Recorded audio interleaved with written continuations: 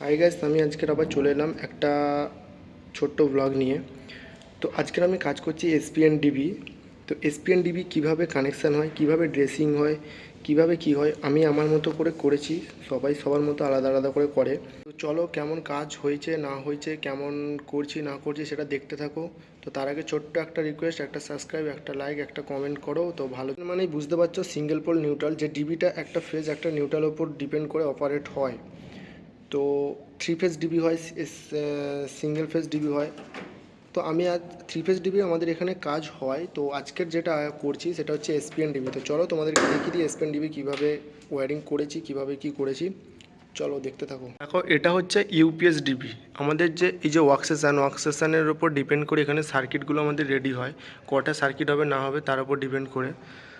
তো এইখানে যে ওয়ার্কস্টেশনে যতগুলো সিস্টেম বসবে সব এখানে ইউপিএসে চলবে।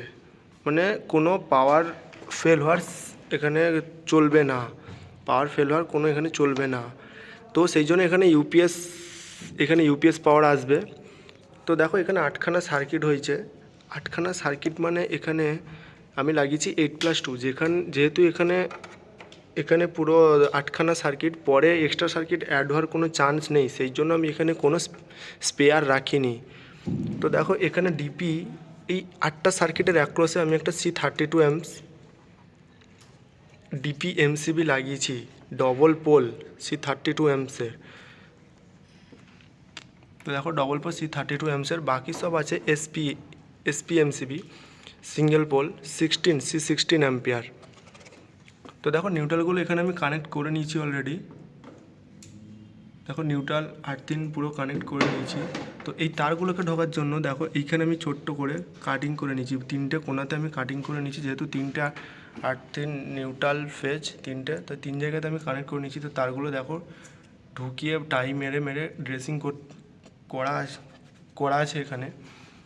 তো দেখো এইখান থেকে রেশিওগুলো মেরে রেশিওর মধ্যে দিয়ে তারগুলো গিয়ে এইখানে হয়ে এই কাটিং যেখানে করেছি এই কাটিংয়ের মধ্যে দিয়ে ঢুকে এখানে হয়ে ড্রেসিং হয়েছে।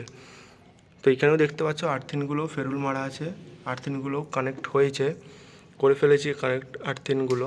তো এইখানে শুধু বাকি আছে ডিপিএমসিবি। চলো ডিপিএমসিবিটা কানেক্ট করে তোমাদেরকে দেখাই ফুল অ্যান্ড ফাইনাল, তোমাদেরকে রিভিউ দেবো। চলো। তো দেখো ফাইনালি এখানে আমি ডিপিএমসিবিটা কানেকশান করে দিয়েছি। তো দেখো এর ডিপিএমসিবির আউটগোয়িংটা এসে এইখানে কানেক্ট হয়েছে। তো নিচে দেখো এখানে আমি এমসিবি বাসবার লিঙ্ক দিয়ে এখানে আমি লিঙ্ক করে দিয়েছি প্রত্যেকটা এমসিবিটা তুললে যাতে ওপর দিয়ে সাপ্লাইটা পেয়ে যায় আউটগোয়িংয়ে। তো সেই জন্য আমি নিচে এইখানে দেখো বাসবার লিঙ্ক দিয়ে আমি লিঙ্ক করে দিয়েছি এমসিবিগুলো। তো এটা হচ্ছে নিউট্রালটা ডাইরেক্ট এখান থেকে হয়ে এখানে নিউট্রালটা কানেক্ট হয়ে গেছে।